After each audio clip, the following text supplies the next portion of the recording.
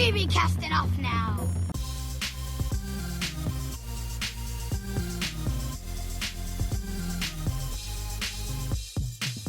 Hello and welcome to the From the Spirit World podcast, a legendary Avatar The Last Airbender and the Legend of Korra podcast for OverlyAnimated.com.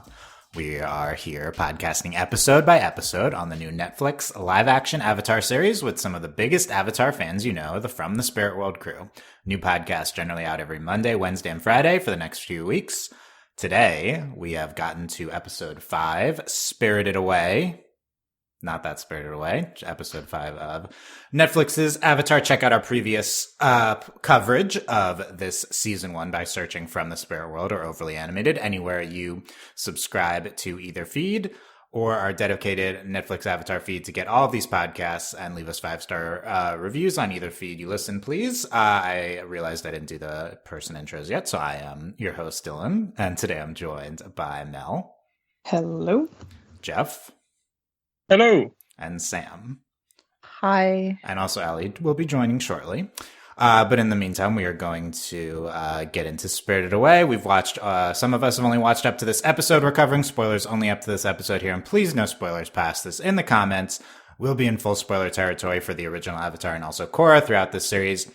You can send us your feedback, podcast@overlyanimated.com.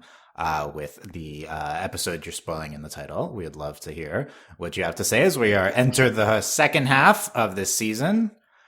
Hope we're all excited to talk about Spirited Away. A lot of interesting changes, things that they brought into this episode. I did a lot of thinking about changes on my one-way bike ride today. So I've got some thoughts about that. Okay, well, what thoughts do you have, Mel, about episode 5 here? So, first of all, I guess I'm in a minority. I actually kind of enjoyed this one, but it seems like a lot of this one. What do you mean you're in a minority? You're the first one I'm going to. We haven't established. Well, here's the reason I say minority is because I was just poking around at some of the reviews for this episode specifically, and then also Allie, I know for a fact, wasn't a fan of it. Not the most reliable. Yeah. Anyway, point is I actually, this was one that I'm going to say disliked the least. Now that's not fair. There were parts of this I liked. But anyway, I was thinking about just specifically in this because I think I had an initial big reaction to the fact that he sort of pulls Katara and Sokka into the spirit world with him, which felt like, I mean, I know in the original episode, like Sokka gets like sort of sucked in, and that's like the whole point of him, going after him like poltergeist style to go retrieve him. But it felt like a departure from the mythology and stuff. And I thought about it a lot in terms of like, I'm a big fan of Rings of Power.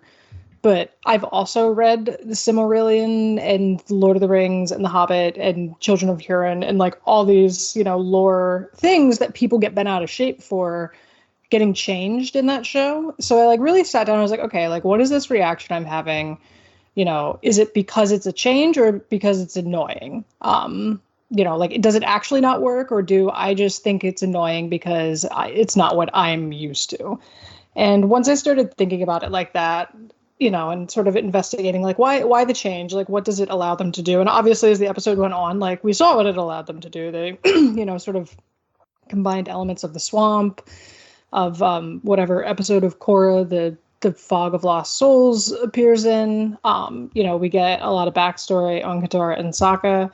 I don't disagree that it is a little bit of, like, a momentum slower, the episode as a whole, but I thought they justified their reason for having such a huge, like, departure and, like, not a huge departure, but I could tell that I was like, okay, people are probably pretty mad about that. So it was something I investigated internally throughout watching the episode afterward. Well, that's good. I think on this series so far, we've been pretty open to them changing things. Mm-hmm. So that is good to hear. And you could argue this is definitely the biggest change. So that's good to get into. Except for I ranted about a change last episode, but we don't need to talk about that. New day, new changes to evaluate. Mel is approved of them to some extent. What about you, Jeff? What do you think of this episode? I really liked it overall. There were some parts that I thought, I don't know if that works as much, like bringing Wan Shi Tong in. It felt like they brought the shape of the character, but not the actual character in, because now he's just a spirit in a forest giving out advice and not this scary library demon, not demon, but yeah. But the CGI on the spirits were very well done. Loved Ozai and seeing his relationship with his exiled son, and his conversation with Azula. I'm sure we'll get into like a lot of different parts of this, but overall, I was very happy with it. Okay, positive review there. Sam, what did you think of Spirited Away? I gotta say, I didn't really have too many strong feelings about it. I thought it wasn't mediocre, but it wasn't like, I didn't like it as much as I did the previous episode, which I think I called my favorite episode of the series thus far. Yeah, I mean, it was okay, I guess. I didn't mind the changes really at all. I agree with Jeff. The Wan Shi Tong part kind of, I wish they didn't do that. Because I don't know, it seems like, oh, we're in the spirit world. We want to mush together a lot of the spirits that we know and love, and I guess he's one of them.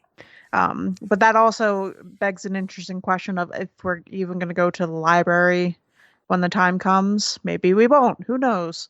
But anyway, yeah, like I thought bringing in Ko was a good idea. I thought that, just having the, I don't know, just having the spirit world there and having all the parts come together like that worked. I liked Zuko's plotline. I like seeing June. She's always a welcome addition to my party. She's awesome. And I really liked Azula's sort of not unraveling, but definitely like, feeling the pressure of her father. It was very interesting. But I'm not a huge fan of how May and Tidley are just solely tied to her thus far, but they're kind of just hanging out on the sidelines until further notice. So it was an okay episode. I felt like it was the kind of episode that's getting us from point A to point B.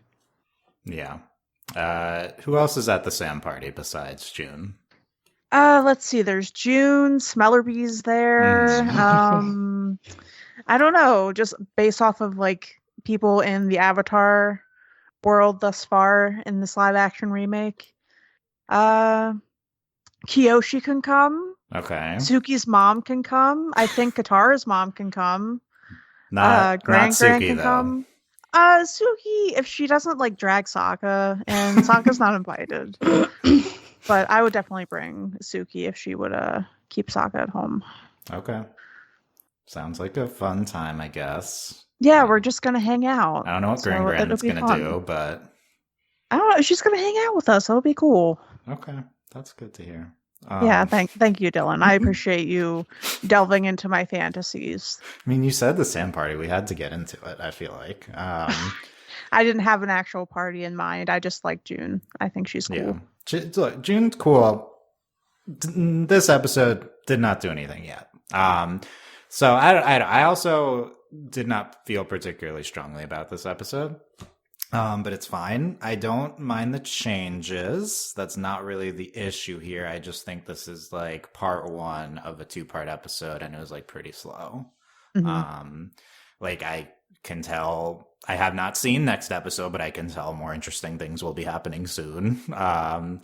So that's just kind of, I felt like we brought June in, but she hasn't done anything. We went to the spirit world. We did Ko. Okay. I feel very strongly about Ko in the animated show. And that's one of, I think, the best scenes of the series. And here, despite the fact that they did it shot by shot remake, it did not land for me. So we'll talk about why. But yeah, I think there's a big opportunity with the spirit world for them, and I don't mind them changing things. I think it makes sense because the spirit world itself changes throughout the course of Avatar, and has changed significantly since the original Avatar. So changing it to maybe be closer to what it is later in this series, later in Korra, makes sense. I'm just not particularly sure what we did that brought anything new or exciting to the table that wasn't there before. And what we did get was, I guess, a worse version of Avatar, but that's like this whole show. Okay. Yeah. Well, yeah, I'm happy to hear there people liked it, though. I don't know. I think this, for me, is tough without having seen part 2. Jeff, have you also not seen episode 6 yet? Right. How do you feel like? Are you anticipating things to come? Yeah, I mean, I'm interested in like what's Roku had nothing to say about Ko in the original show, so what's he gonna do here? Not really sure. Yeah, Yeah, so very curious what he's going to have to share that is imperative. Like maybe the comment, I guess. So in the season 1 finale, is it Roku who warns Aang about Ko and to like not show any emotion? I think so, yeah. Yeah. Oh yeah, he did. You're right, he did. I forget. So, but he doesn't say like this is how you defeat him. But that's right. I mean, look, we could. This isn't. I don't know if this is the most. But it was important. also a different scenario in the original because he just went to Ko for information. Ko just kind of, I don't know, I guess sneaks up on him in this. Yeah, I guess Ko tells. Yeah, because Ko, they were saying that Ko is the only spirit old enough to remember who Tui and La were. Yeah. So they brought Ko here, which means you're gonna have to get that information in some different way in the last 2 episodes of this series. Unless he goes back to Ko. I mean, maybe this was an introduction. True. I would be interested in that, but Ko is a threat. I don't know if we need to start with Ko, but to me, it's like, okay, you brought Ko in. There's very few. I mean, there's not very few, but there's some things in Avatar that are like sacred to me. I think Ko in the season 1 finale is kind of one of them. So you're bringing Ko in, you do the exact same scene. I think because it's such a good scene, you do the exact same thing. However, the context is just completely different. Aang does not get warned ahead of time to not show emotion, and so he's kind of just straight faced in that scene for no reason, which I thought was ridiculous. And then Ko is a threat as opposed to, I mean, he's a threat in the original show too, but Aang's going in for information versus Ko like abducted these people, which I think I don't like that change as much, but we will see how it plays out because we haven't, I guess, not seen the full picture yet. So I guess we'll see some original Ko material next episode. Anyway, I don't know. It's not the most important scene of the episode, but just doing the exact same scene but not setting it up felt very weird to me. I will say that I was terrified with Ko as like a creature in this universe. Just the way they animated his whole face blinking was very well done. I don't know if we need to say this 5 minutes in, but since we're here, I was distracted by the vaginal aspects of Ko. I don't know if anyone else thought of that. I didn't pick up on that. I guess he was very Yannick. Is that maybe the better way of saying it? Yeah, Yannick. Okay. Doesn't his face blink in the animated show too? Just I want to be clear that this is not something that anatomically happens. Yeah, it does not. But the way the CGI brings the Ko body out. Mm-hmm. Very sliming. Yeah, much like I was uncomfortable. The yoni with this. Interesting. That was one of my main reactions. I guess I don't know. Mostly, I just thought he was creepy because he was like a big old bug. Yeah, which I think is the same. He looked it was like a shot for shot remake. But I will say, like, the one thing I didn't love about him and the way that they had him is the voice changed with the face, which I didn't love. I think it's creepier if he changes face, but the voice is the same to me personally. But I don't know. Yeah, I don't remember exactly that. What do we think of George Takei as Ko? I expected him to sound more like classic George Takei. Yeah, I was going to say I expected the sort of a lot more subtle here. We saw him in the credits and we had to rewind to be like, whoa, that was him, huh? Also, my note on Ko's look, my first reaction was, wow, he really looks like the magic mirror from the Shrek movies. So there you go. That's my hot Sam take on Ko. Two sides of the reaction to Ko's look here. Yeah, Oh, yeah, I okay. think I see it. Like his eyes. Yeah. And yeah, I would have to rewatch Shrek. When they do the Shrek live action remakes, we can then talk about that. Okay, how about? Oh God, who do you think's going to be Shrek? You should watch the musical. They did a pro shot of the musical on Netflix. Oh yeah, they did, didn't they? I unironically really like the musical. Anyway. Okay, yeah, I cannot comment. So this episode is Winter Solstice Part 1, The Spirit World. Kind of the framework there with Hey Bye. They change the setup, but whatever. But we bring in a lot of stuff from Bato of the Water Tribe, which is interesting. June and Bato himself. But instead of being in the present, is in the form of a flashback from Sokka precipitated by the Fog of Lost Souls, which is not a thing in original Avatar. We obviously bring in Ko from the finale is pretty different. We start to bring in the Yuan Archers from the Blue Spirit. That'll play out more next episode, which should be the actual Blue Spirit episode, seemingly combined with Part 2 of the Winter Solstice, which is seems like a lot, but I guess we'll see. And then I kind of felt like they're adapting the swamp here. I don't know if you guys got that impression. That's a little bit what I assumed they were doing. Was I the same stuff in the swamp. Yeah, like, oh, we're here, so we'll do the swamp. People see the people they've lost, or they didn't frame it like that. Sokka talks to a fox, who we do not know yet is, and I do not know. But my theory is that this is Yue, but I don't know what she sounds like in the show yet. Pre-Yue, kind of how in the swamp it's post-Yue. So that's kind of where my head is at. That's what made me think I guess I didn't even swamp. think if I wanted to go back and listen. I mean, it doesn't. I feel like Amber Midthunder doesn't say a ton in Prey enough for me to recognize her voice, but I could listen to some interviews.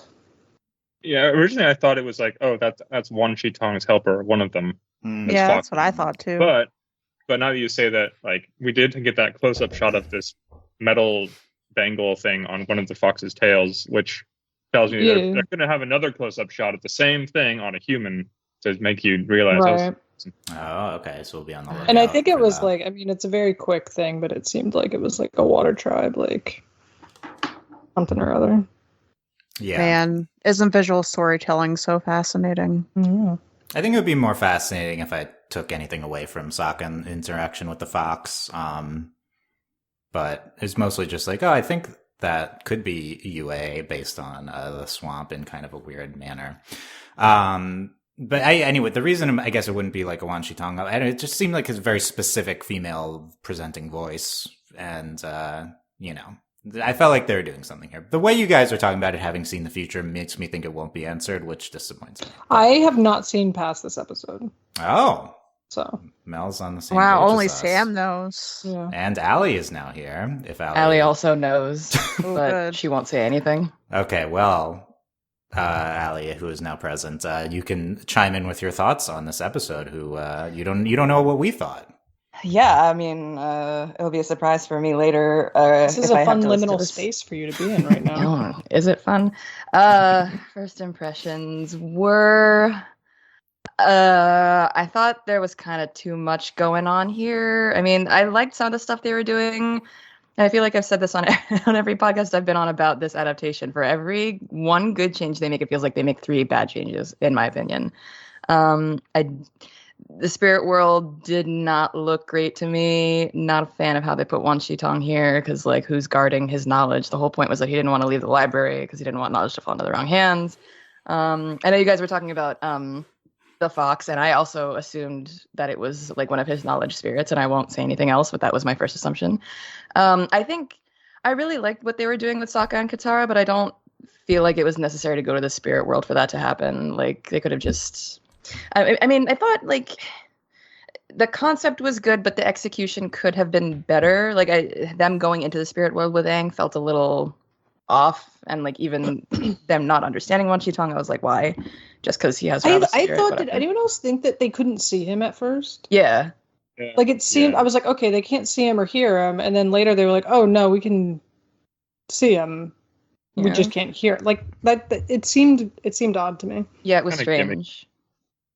Yeah, speaking of Wan Chi-tong, and for reference, we just briefly discussed the Fox, and we talked about Ko mainly before that, which I criticized the lack of context. Yeah, I surrounding. agree. But I like even with like I want to like the reference to the Mother of Faces that they did, but it like doesn't. Make sense Can unless you you're elaborate on that? Because I saw that the Mother of Faces was going to be in this show, but I assumed we didn't get there yet. Did I miss it here? I think it was. Oh wait, I'm sorry. I might have spoiled something. Okay, no, well. I guess I'm only spoiling Jeff here, but yeah, I have heard that Mother of Faces is in this series. But I apologize. Is that something from the novels or From the comics? From one of the comics, yeah. So it's worth bringing into this discussion, I think, despite the minor spoiler, because this is the main time to talk about the presentation of the spirit world. It's annoying with they're doing these like sets of 2 episodes, and it's kind of annoying to talk about it episode by episode. It's like we couldn't talk about Omashu fully in episode 3 podcast, and now we can't really talk about the spirit world fully. But basically they're bringing in a lot of stuff. My general take, and for some reason I remember my talking point 10 years ago from Korra about the spirit world. Wow. But I'm pretty sure I said almost the exact same thing of like they've really changed the spirit world throughout the course of Avatar and Korra. Even just from the kind of 107, 108 to the season 1 finale to the presentation and the rest of Avatar. And then Korra, they kind of just go in a completely different direction in like what the spirit world is. Did they? I forgot if this like where this was established, but I was reading something on Twitter, so I apologize. Then like someone said, and I'm pretty sure it's canon. Yeah, I mean, sorry for being on Twitter and sorry for bringing it up, but it's canon. I think that like the spirit world changes based on the avatar's mood when they're in it.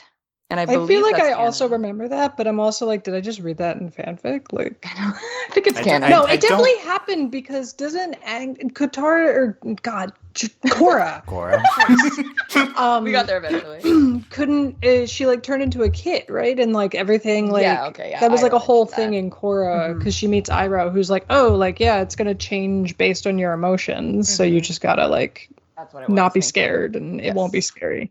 Why didn't I think of that before? I think they've probably tried to explain this, but for the most part, it's just them kind of. But it makes sense that the spirit world would not be a set form in general. But I really, I feel like their view of it has really evolved over the course of how many ever years. And so now we get to this show, which can retroactively look back on Avatar and Korra and the novels. So they have the ability to present a more unified version of the spirit world versus the kind of evolving one that we've seen throughout the shows and supplementary material.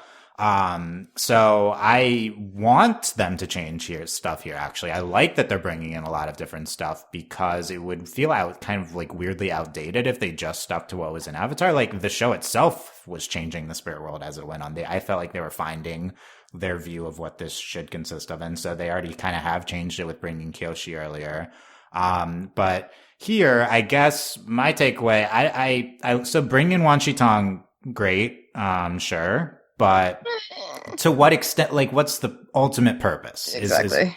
I'm not sure what I got out of bringing in a lot of different elements here. It just felt more like it's kind of fun to see everything at the same time. So that's something else I was thinking about too with like, okay, what are they choosing to take to like sort of make a narrative through line for a single season with like a condensed story? And like, broad strokes, like, yeah, okay, like I can see like this making sense, like to having most of the like random Earth Kingdom stuff take place at Omashu and tying that together. Okay. Like obviously we're tying together was it the winter solstice? And Blue Spirit and some other stuff together. And like, for the most part, it all makes sense. But I also feel like some of the stuff that they're picking, like you said, like they're picking and choosing to put in here is like, serves no purpose or actively just sort of like takes me out of it. And, it does feel like it's ultimately for like, oh yeah. And, this guy, we know about this guy and you know about this guy. And, we instead of like, designing like some sort of, you could have any spirit, any randomly designed spirit, any whatever, but to pick Wan Chi-tong is like, okay, like we're picking something the fans are familiar with and can latch on to. And then also like seems, I mean, who knows, but seems like there's no consideration for like, okay, how does that change things later, or change the character if this is what you're doing. Like, I'd be interested if there's like with things like that, if there is a broader reason and like a sort of like higher outline than simply just like, wouldn't this be cool? Yeah, Wan Shi Tong feels like more of like a cameo. Yeah. Just like, Yeah. isn't this fun to see this? I like calling But, like, him is Birdie. it, though? But Birdie was fun. Other than that, I basically took nothing away from Wan Shi Tong, unfortunately. On the other hand, maybe the Fog of Lost Souls was more successful because that at least was used as Was that here? That was in That's what that Korra. was? No, but did they include that here? I've got. Yeah, they called it Yeah. the Fog They of call Lost it the Souls. fog, yeah. So Okay, I wasn't that's paying attention. Gyatso at the end calls it that. And it's they stay off the path, or else you'll. Okay, now I do see remember because I truths. did freak out about that, and it was good. So bringing in that from Korra, that at least is used as a narrative vehicle to explore flashbacks and to accomplish elements from the rest of the season that we're not going to have time for, mainly Bado and seeing Hakoda and stuff. So I think that felt purposeful to me. Just like narrative intentionality, I got a lot from that. I think bringing that in seems worth it. Now the flashbacks itself, I didn't think they were like incredible or anything, but it was fine. Yeah. The I was one very- with Katara was a little violent. Yeah, I Yeah. was more of a fan of the one with Sokka because it like shows his insecurity. Like Katara with her mom, we kept getting like hints to flashes of the flashback repeatedly until now, and it was like it's enough already. Jeff? Yeah, I agree. I like Sokka's more just is a gut punch. Like, oh no, all the daddy issues that's caused. I love Yeah. thinking about them in comparison with each other, though. Do Like you? Katara.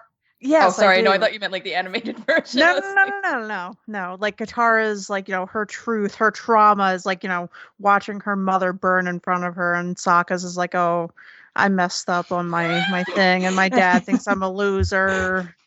It is funny. Yeah. I didn't think about that. Yeah.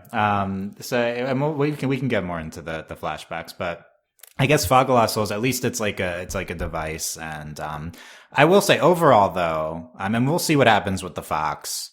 I looked at the credits and that told me what it's supposed to be. Okay. I didn't look. So see don't who's look at the credited. credits if you Okay. don't want to know.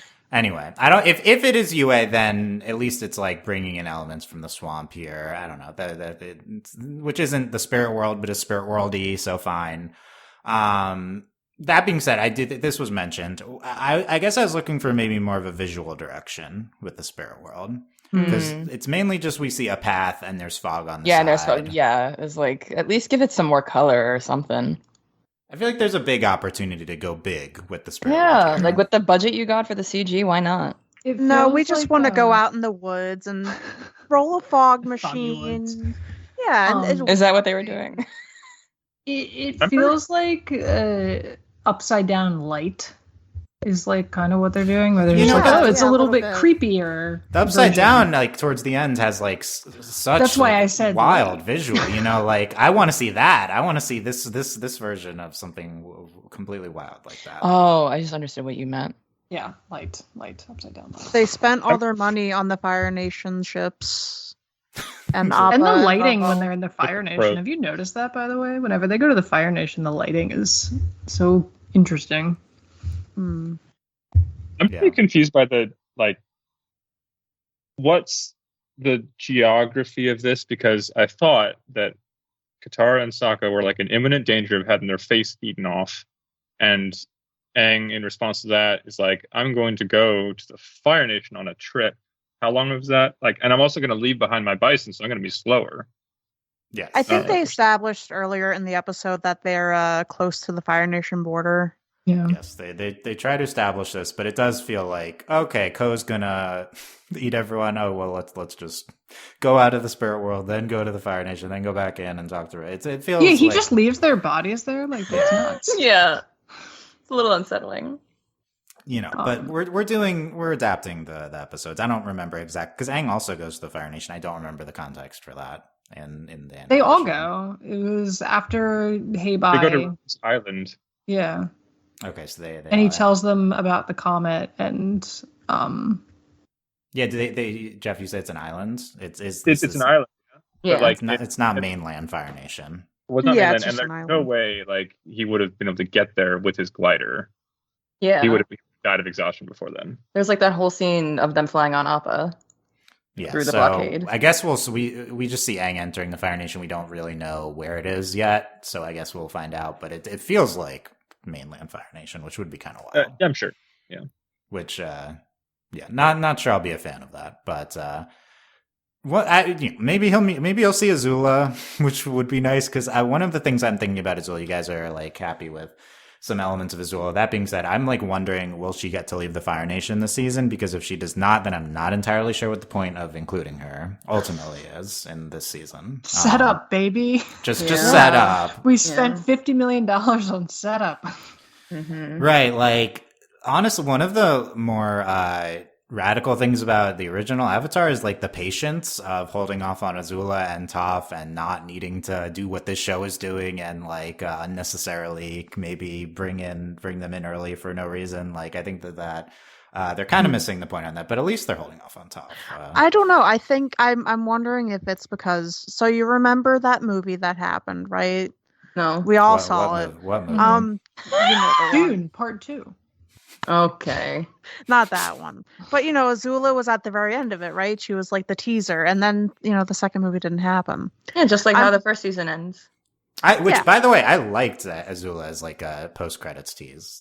But Yeah, because we got bits of her leading up. We heard Zuko say like, "Yeah, my sister sucks," and then we got to see her at the end. It's like, okay, great, like great setup. Thank you. I wonder if it's because they don't know if they're going to be renewed through, so they want to do Azula now, so that it's not like a disappointment maybe to the fans or something. So like of course in the animation, I'm sure that they knew. Okay, we have past like the 13 episodes. I'm sure that they knew. Okay, we have 65 or 60 or however many it was. And then, they could have that patience, but with this, it's maybe a little bit more unsure because production will be renewed. And we still don't know yet as of now. Yeah, we don't know. So I would rather have Azula in that scenario than not, personally. Okay, that's good. To be clear, Avatar, I don't think they knew. They knew 13, then 20, then 40. They put her in the background though of yeah, they did the storm. You can. But I see do think her. they had a lot of patience with the animated Avatar, despite uncertainty as well.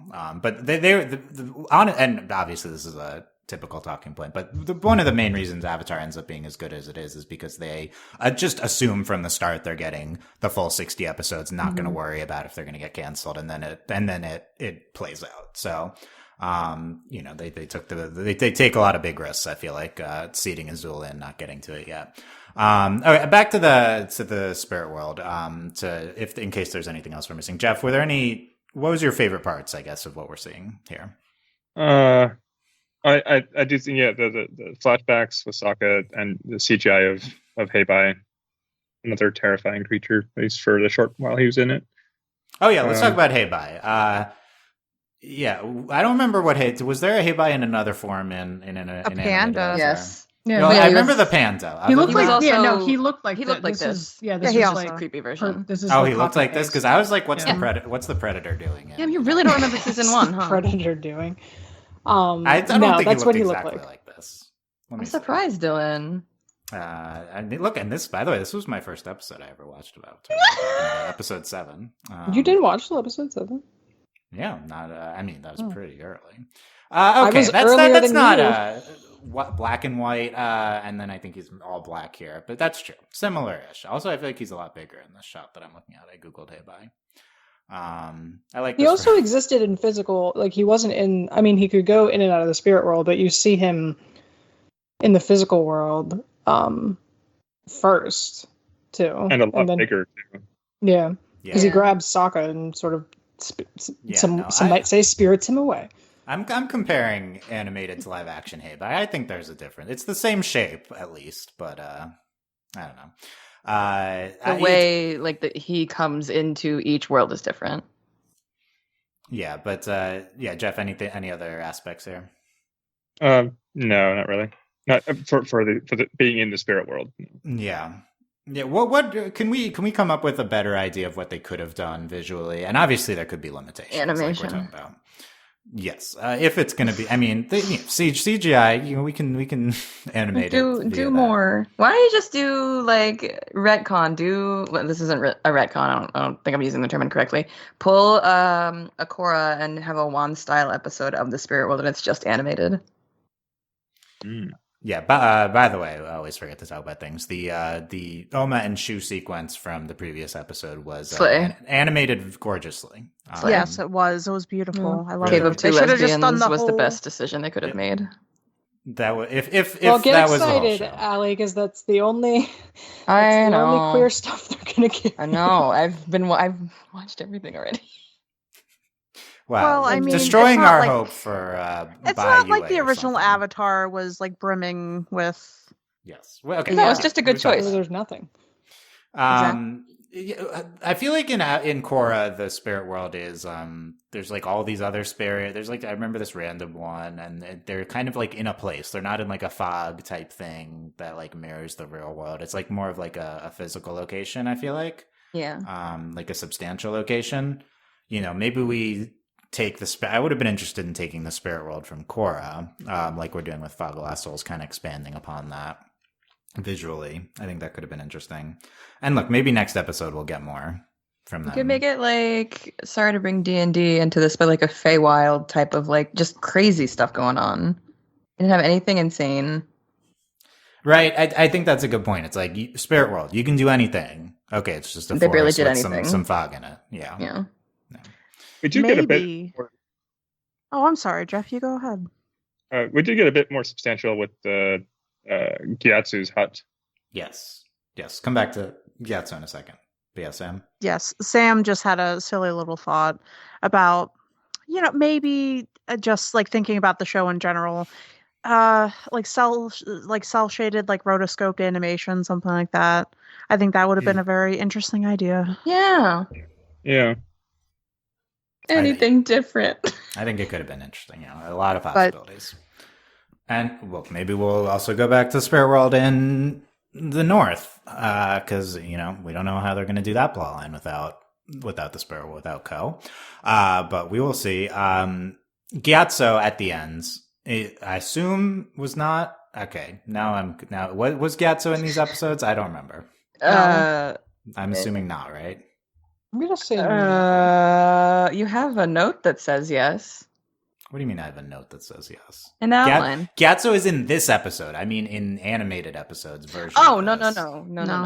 Yeah. I mean, he only showed up in like when he got like breezed away in the head of that triangle of all the old people he lost, right?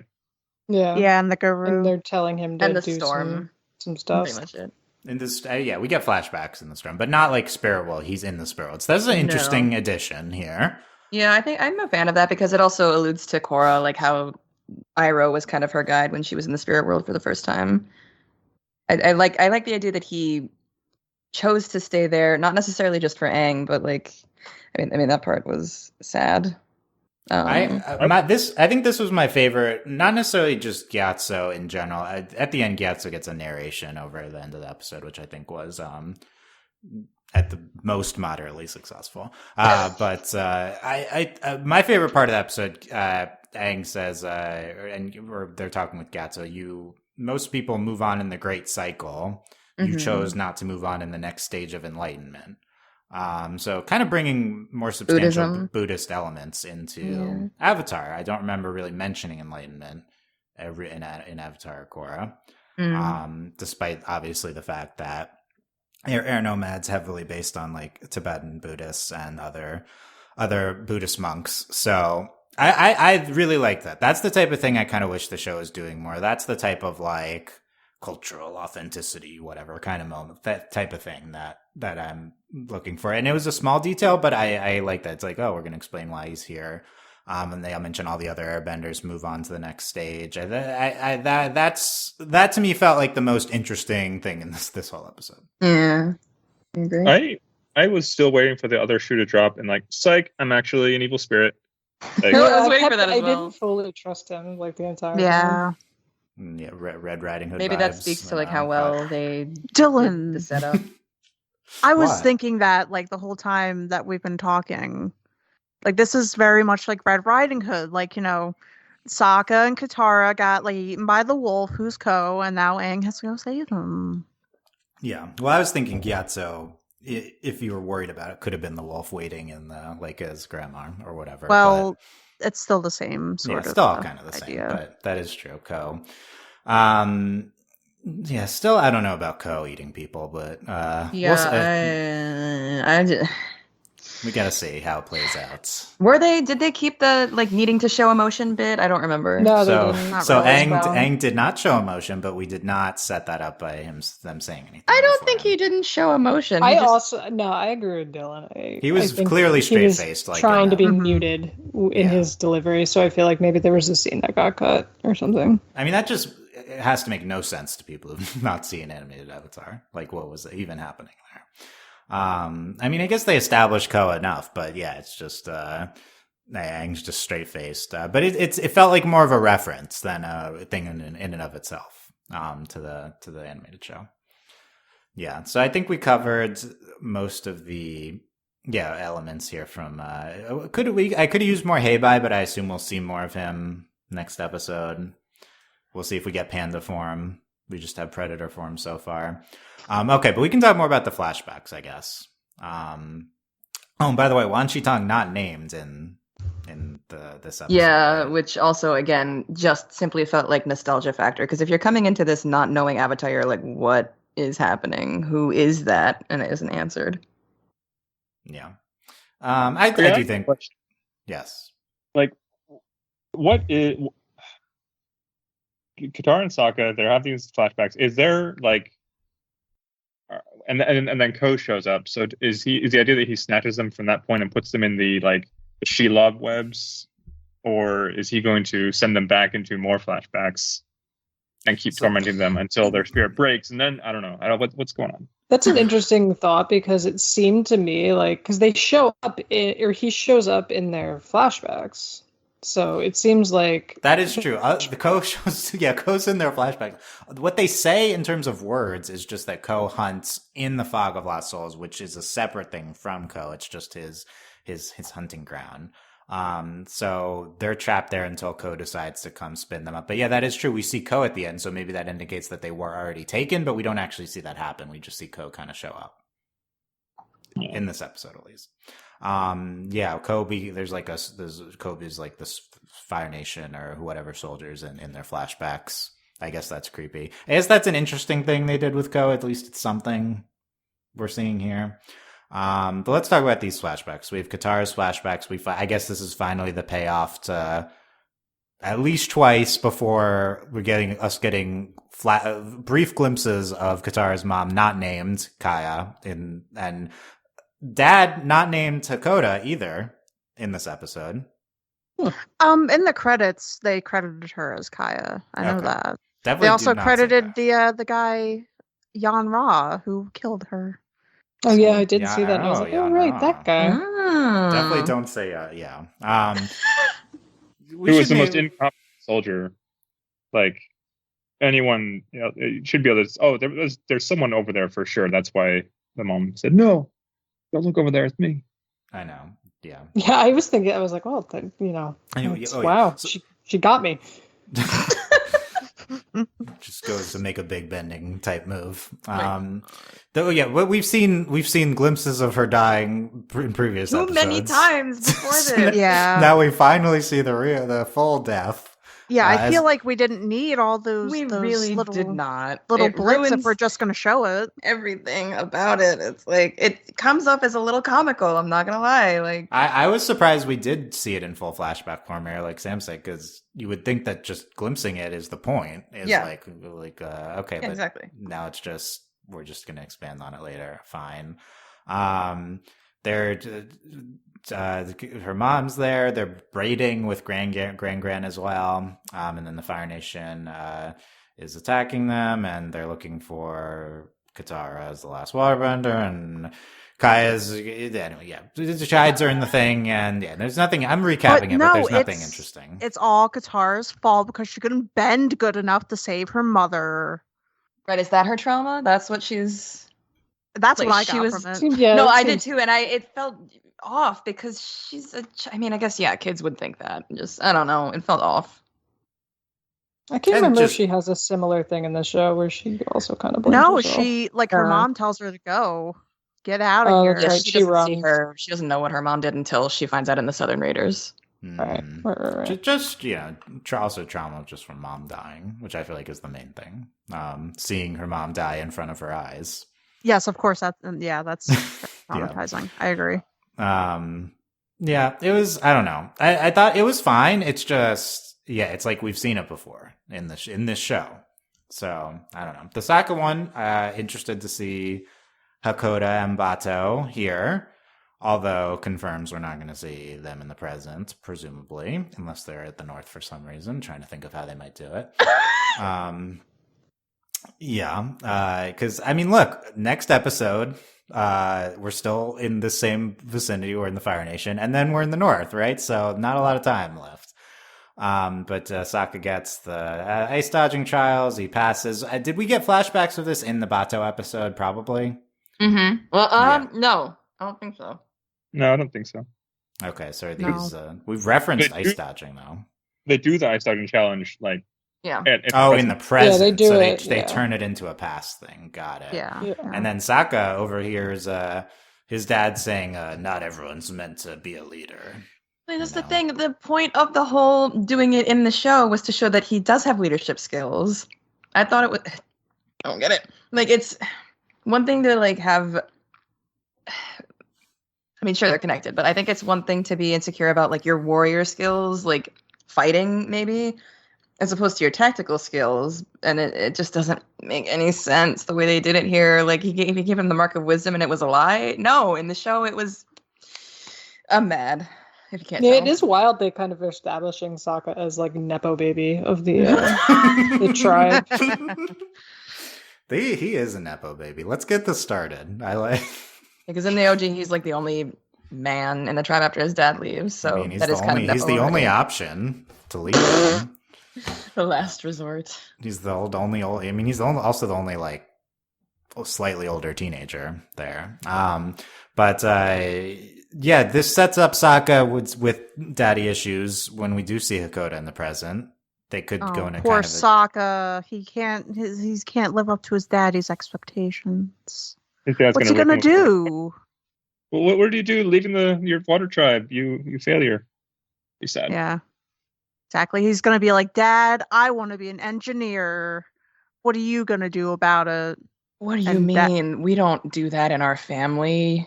That's not And then natural. They're gonna have a whole thing about it, and then they're gonna hug it out, and then Sokka's gonna build something, and Hakoda's gonna be like, "Oh, Sokka, I misjudged you, my son." This is why I don't understand why they're going this route, because in the original series too, Bato is also kind of like an engineer. He made like the thing he called sink and stink, Or- whatever, some kind of stink Hakoda, bomb. Yeah. So are they Hmm. setting him up to be like a toxic masculine dad? I mean, that would be a way to go, I suppose. I just don't know how to feel about it. Yeah, based on what we've seen so far, it does seem like Sokka, not a good enough leader in the past, is capable as an engineer, got validation from new dad Mechanist. So maybe this version of Sokka isn't going to be the one who's coming up with the plan for the invasion. Maybe this is a different Sokka who invents things instead, I guess. I'm interested if they go in a completely different direction with Sokka. I'm Yeah. wondering if they thought Sokka was too OP. He was just too good at everything in the original. He was To a be tactician. fair, He that was is a an little engineer. true. He was good with a And- sword. He's no longer sexist. Yeah. Non-sexist man. Maybe Although it that's seems like sexist. only boys do the ice dodging trials, just based on what we were seeing. in Yeah. this. Probably, Mhm. yeah. So, It definitely yeah. gives you the impression. These two flashbacks give you a big gender divide impression in Yeah, she was like Wolf Cove. braiding or braiding, whatever. yeah, versus the trials, which I It think. reminds me of Game of Thrones, now that you brought that up. When in the pilot when they were like doing their crochet or whatever. Yeah. And the boys are up doing target practice. Yeah. I think could be interesting if we delved into the kind of very traditional gender disparity, sexist setup of Wolf Cove, but this is probably all we're getting. Wolf Cove. I don't think we're gonna get into the patriarchy here. Oh. No, but look, got to do something in the Northern Water Tribe. Going to be some sort of patriarchy there, right? Right? Hopefully, Like, what else are they going to do? We'll find out. Yeah, so so it would be interesting if it was a different Sokka, but I think more likely this was just setting up his relationship with his dad, and it's going to be more of a thing where now he's more of a leader and he's going to grow into it, and he's still going to be the kind of the same Sokka, which fine. But I don't know. It depends how they do it. One thing about Gyatso didn't mention, I guess, an important moment with Gyatso in his hut, which I guess he's there forever now in the spirit world, is that he says, you couldn't have saved them, Aang.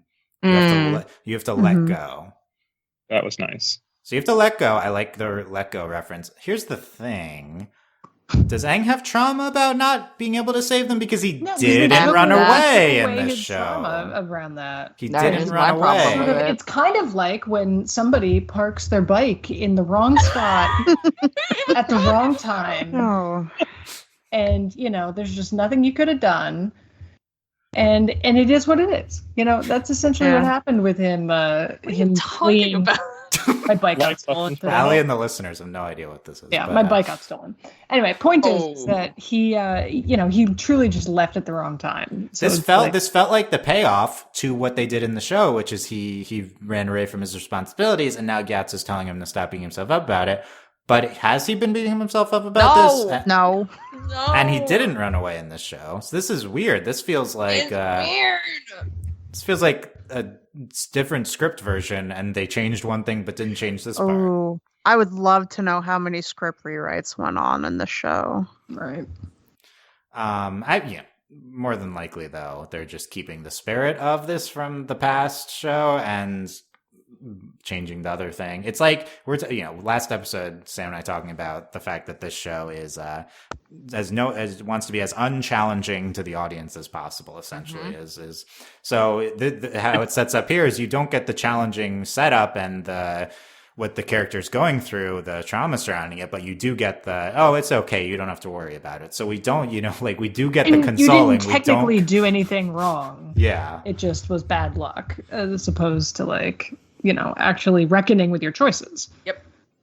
Yeah, which and the thing is, it's not even like this makes Aang at all unlikable if he runs away. He's 12 and he just got all this thrust on him. It's the most understandable thing in the world. But apparently, even still, it's too much for the show. And obviously, we're talking about it over and over. But I also think the fans, this is one of the things that piss people off. Yeah, I mean, it's a problem. That's why we're talking about it over and over. I would drop it if we didn't get this thing with Gyatso saying you couldn't have saved them. I like this moment. It just feels like it's a payoff to another show. Yeah, it connects to the animated show and not this one. I feel like this particular change, and I imagine it's going to come up 15 more times before the end of all this, amongst us. But it's kind of again, looking at a change that they do, and it's okay, why did they do that? What does it allow them to do? And for this, it just feels like it's I can't make a good faith argument for story wise why you would do that. And it's a bummer because then it sort of colors other things, taking away Sokka, like, learning to not be sexist came from a place of, being worried, I guess, maybe, that Twitter was going to get mad at them. Like, I just, there's some things where it's like, yes, that makes sense. I can see why you did that. And other things where it's like, oh, you did that because the alternative was a little bit more challenging and complicated. Yeah. It's the episode title, right? The spirit of the original show is away. Yes. Wow. That's the hidden hit the nail on the head, honestly. That's meaning. the hidden episode title meaning. Wow. We love it. I think personally that creators, writers, whomever, studios should stop worrying whether or not their series will create a discourse war on Twitter, because it always will. To be fair, I would say it is less that was their thinking, although of course it could have been. It's more just like they want this show to be very easily watchable with very likable characters in a very kind of unchallenging manner for the audience towards our main cast. That's kind of what more I'm thinking, which is... Well, they made it boring. Which makes it boring, in my opinion, yeah.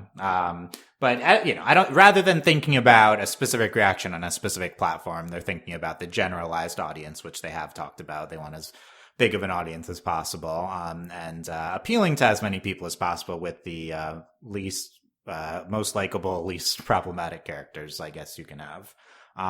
But as Mel's mentioned, you do want to try to be charitable to writers and to creators and stuff, and you want to try to think about why they might have made these decisions. At the moment, I still, that is definitely my best explanation for why they would change all these things. But we're also looking for patterns when maybe there weren't, and maybe they made these individual decisions for different random reasons that we haven't thought of. I don't know. Yeah, but we will continue to evaluate, but it was definitely came up again because of this Gyatso scene. That being said, if we can set aside how they handled it in the first episode, I do really like this moment with Gyatso, and I still think the presentation of Gyatso in this show has been one of the big highlights. Getting more Gyatso, I think his actor is great. The relationship with Aang, I think that's all been some of the better material from the series. Mm-hmm. Yeah, I agree. Anything from the spirit world that we have not That's discussed? the name of our podcast. Anything from the It spirit was. world. So yeah, are we particularly offended at the presentation of the spirit world because we're called from the spirit world? Yes. It just feels like I mean, like, you know, we've hammered this point to death, so there's no point in talking about it again, but it just feels very blah. It just feels very much like they put a weird filter over the background. I will say, when they all went into the spirit world, it literally looks like Michael Caine in like the Muppets in the Christmas, what is it? Yes, thank you. It looked like that. Like, that's what it looked like. It looked like like those types of ghosts. Like, it looked bad. Did not look good. Interesting. Yeah. They're blue in the show, in the original. I was gonna be Yeah, like, in it's- that they put the situation, it Twilight makes filter sense. over it. This is the blue people avatar that They're just we in love. Forks, Washington. It's fine. Yeah. But by the way, Sokka and Katara coming with Aang, it's fine. I don't mind that. They can change that if they want. They do it. Here's why I don't mind it. They do it to the effect of that's how we're going to get into their views of the past through the fog of lost souls as a vehicle for that. So I think that's a purposeful change. I mean, yeah, I just to don't bring think it them was into the fog. executed the best way. Thus far, we've not really gotten a ton from all of them being there together. Maybe there would be some sort of different. Yeah, they're like dynamic. immediately separated. Yeah. So I don't know what that's about. Right. And now Aang's out of the spirit world. It feels like they're trying to do. I feel like you mentioned this, Dylan, that they're trying to be like, this is the swamp alternative, and it makes me worried that we're not going to get anything like the swamp if there would be a season 2. Yeah, I don't think we will. Get a season 2 or get a swamp episode. Up to you to decide. Jeff, we're gonna jump in. Well, when they were like approaching the clearing with the Heibai statue, there was this point where Sokka like stumbled into the forest and came around. I could have sworn they were going for like, okay, he's now in the spirit world now, Yeah, and no me one's going too. to see him. Yeah, that would have And been that was interesting. interesting. Yeah. Yeah, that was bizarre. Speaking of, while we're on the season 2 thing, by the way, they just canceled. Netflix just canceled The Brother's Son, which aired in January, which was a great show, by the way. But so Netflix does cancel a lot of things, but Yeah, in they the press do. release for that, they said it only ever kind of peaked at number 2 in the top 10, even though it was in the top 10 for a while. And I will say this show has been number 1 for like a week plus, so I think it looks good from that perspective of popularity. So we will see. I think it could be renewed as soon as like tomorrow. We'll find out. Okay. Other things that happened in this episode, so we talk about bringing June in here. Definitely a part 1 because I think she'll probably do more stuff next episode.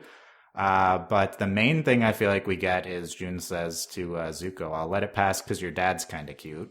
Yep. I will say I like that they reversed the attraction, because I think doing what they did in the animated show here would have felt very He's dated. a little creepy. Yeah, very creepy and extremely dated. So I like that they did a role reversal. Although, I don't know, maybe that's me being hypocritical and sexist in and of itself. So take with that what you will. No, I mean, there is that shot where she's like paralyzed and he Yeah, that pretends was to be cre- yeah. paralyzed. That was So really creepy. that part's a little creepy. And also, Paul is adorable. I love that man. He can do no Paul? wrong. Iroh's Paul actor. Hyun-lee. Yeah. Oh, I'm in a Dune. I'm very bad at pronouncing Korean names, so I call him by his first name. I apologize. This moment when what's that? Go ahead. This moment when after Iroh is done explaining her job to Zuko, like, oh, she's a bounty hunter, and that's why she's reliable, because if she doesn't succeed, she doesn't eat. And he like is so frustrated, like turns around and just like breathes heavily. It's just really funny. Good characterization. Nice, some good more good Zuko work there. I think in general we were praising Zuko and his performance a ton last podcast. He doesn't get a ton to do this episode. He's doing fantastic. He doesn't get enough credit either. He still gets to be whiny and terrible, just like a teenager, just like Zuko. Hoping from more coming up from Zuko, without spoiling what's going to happen in the next episode that happens in the original show. Wouldn't it be wild if the identity of the Blue Spirit was different in this show? Just putting that out there. Wouldn't that be wild? Who would what it if be? It's Azula? What if it's I was just about to say that. What if it is Azula? I mean, you guys have seen it. You're the two people that have seen it already. But what if it's Azula? That would be wild. But now I know it's not because you wouldn't spoil spoiler, it. Right? With the document we got, it said, don't spoil the identity of the Blue Spirit. I'm like, okay, but you just watch original Avatar and you know. So that makes me wonder if it'll be different, right? So I will have to find out. What if it's Momo? It should be Momo. I don't know. Appa and Momo get like 1 second in this episode. What if they're off just doing Blue Spirit stuff? Yeah. It's a good look. I'm gonna if we don't get the old lady and the cat. Miyuki. Oh, we better see Miyuki next episode. What if she's the Blue Spirit? With the fire. Miyuki should. I don't even remember the Blue Spirit being a huge thing, and we all knew it was Zuko. Yeah, it's not particularly surprising. Listen, there are some viewers out there who, like me, were stupid and did not understand until the mask came off. It's just funny to me that they're like, don't spoil the identity of the Blue Spirit. Yeah, that is very funny. Maybe they'll set it up more as a surprise next episode. We'll find out when we just spoiled it for everyone. Who, guys, but look, maybe it's different. It's actually Zhao. He has a body double. Yeah. I was gonna say, what if it's Zhao? What if it's Ozai? Come on. I mean, now that Ozai's in play, I guess he could be anyone. It's May. Actually, I would. Instead of the broadswords, it's just the little. That'd be good. Yeah, I'd be down for that. Spikes. As mentioned, May and Tylee don't do anything this episode. They're like. It's frustrating that it's like you could have put anyone back there. You could have put like random nameless servants back there. It's literally, if you're coming into this and you don't know the animated series, you could think that they're her servants. They don't even really act like her friends. That is true. They don't establish that. Again, similar to Wan Shi Tong, it's more of a cameo than anything. Like I don't think it annoys the hell out of me. It's like, why would you do that if not to establish something important for the audience? Because it's fans. It feels like a cash grab. I hate it. This whole show's a cash grab. I know, but I don't want it to feel like that when I watch it. I want to. That's true. You don't want it to. We'll come back to June since we're on the topic of Azula. I think it's kind of interesting, like I said before, that this is what Azula was up to during season 1. But ultimately, unless she is I'm going to the north in 2 episodes from now, then I'm not sure what the point of this is, other than to establish that she also has daddy issues. Similar to Sokka, and Ozai is playing Zuko and Azula off each other. Hidden. What would that one be called? Zaka. Zaka is a great ship. I don't know if that's the name, but that would be a good ship. Sakula. People are into it. There's definitely people who have. There's definitely. Black Sun, it's been a thing. So I look, I get it. Ozai is playing Azula and Zuko off each other. It was pretty well set up in this episode. Let's not do it anymore. I get it. If that's the only thing we have to say here, what's the point? But I didn't get the sense that he was playing them off each other. Like, aha, I'm the puppet master and you're my puppets. I feel like there's something to how Zuko got banished that they're probably going to change up, and it felt like he was more familial. You think he's genuinely more sympathetic to Zuko here than we might expect? Yeah. That is interesting. And he says at I forget which episode it is, where he's like, he gets all serious, where he's like, oh, you think I haven't lost anything? I forget who he says it to, but I think it's the guys who are trying to blow him up or whatever, the spy dudes. And he says to them before, he was like, oh, we lost so much because of you, and he's like, and he gets all very serious and his eyes kind of glisten and he's like, you think I haven't lost things? And it's like, okay, so they're giving him some feeling. I think to give you a little tidbit, I think that Ozai cares more about Zuko because he's the firstborn son, and Azula is not that, and she's his daughter, and Well, there's wouldn't that make misogyny him- there. Wouldn't that make him more sympathetic to Azula because he's also the second child Yeah, son? that was still, my but- assumption. Was that's part of why he liked Azula better. And to there, begin yeah, me too. Because then he Yeah, was like, but- "Oh yeah, I relate to her because she's a prodigy and she's the second child, and with. And she, yeah, Zuko like doesn't deserve the it's throne n- like Iroh yeah. doesn't deserve Yeah, the it's throne." not but- like luck of birth so much. But as, but in this show, he seems to be more willing to forgive Zuko than we I thought he feel was in like the it's original show. just a setup. I don't think it's genuine at all, but that's just my feeling. I think it's an interesting point by Jeff that it really could be genuine here, and that would be an interesting change. And it also could be strategic intent for him trying to motivate Azula. So I think it could be both, and it It probably could definitely is be both. to some extent. But that's kind of just what we're getting with Azula is like her dad's incredibly manipulative, and she's in an incredibly abusive, terrible situation, despite also being a terrible Yeah. child. So like it's kind of interesting, but it feels just more like an Azula backstory comic than an element of this series. That being said, we are attempting to tie Azula into the rest of the show by this association with Zhao. So she petitions Ozai to give Zhao more resources, which he accepts. And at yeah, the what's end her we deal see- with Zhao? So She's they a fangirl. she sent a letter back, so they're colluding to some extent. That was like a Um, fanfic thing back in the day. No, It was. no. It fully Yeah, I was. believe that. Don't say that, please. So the Yuyan archers coming to Zhao at the end, setting up whatever we get into in the Blue Spirit.